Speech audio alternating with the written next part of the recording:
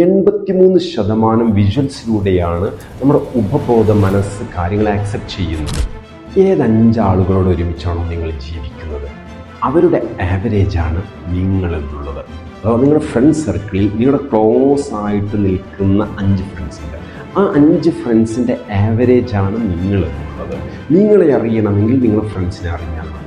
നിങ്ങളിലൂടെ നിങ്ങളുടെ ഫ്രണ്ട്സിനെ കുറിച്ചുള്ള ചിത്രം കിട്ടും. അപ്പോൾ നമ്മൾ കൂടുതൽ സമയം സ്പെൻഡ് ചെയ്യുന്നത് ഈ 5 ഫ്രണ്ട്സിനോട് ഒരുമിച്ചായിരിക്കും. ഈ 5 ഫ്രണ്ട്സിനെയാണ് നമ്മൾ കൂടുതൽ കേൾക്കുന്നതും കാണുന്നതും.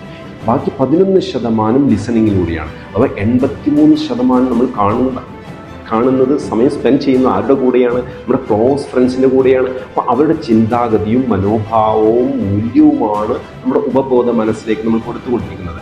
ബാക്കി 11% ലിസണിങ്ങിലൂടെ അവർ പറയുന്നതാണ് നിരന്തരം നമ്മൾ കേട്ടുകൊണ്ടിരിക്കുന്നത്. ബാക്കി 6% മാത്രമാണ് ബാക്കിയുള്ള സെൻസറി ഓർഗൻസിലൂടെ നമുക്ക് വരുന്നത്. അപ്പം ഇവിടെ ഏറ്റവും മനോഹരമായിട്ടുള്ള ഫ്രണ്ട്സ് നമുക്കുണ്ടെങ്കിൽ നമ്മുടെ ജീവിതവും കളർഫുൾ ആകും. അങ്ങനെ ജീവിതം പൊലിവുള്ളതാകും. ജീവിതം കളർഫുൾ ആവണമെങ്കിൽ നമ്മുടെ ഈ ക്ലോസ് ആയിട്ടുള്ള 5 ഫ്രണ്ട്സ് എന്തായിരിക്കണം? ഉയർന്ന നിലവാരമുള്ളവരായിരിക്കണം, ഉയർന്ന ചിന്താഗതിയുള്ളവരായിരിക്കണം, ഉയർന്ന മൂല്യബോധമുള്ളവരായിരിക്കണം, സാന്ത്വന സ്പർശം നൽകണമെന്നുള്ള ചിന്താഗതിയുള്ളവരായിരിക്കണം.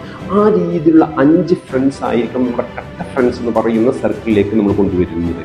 Selection is very important.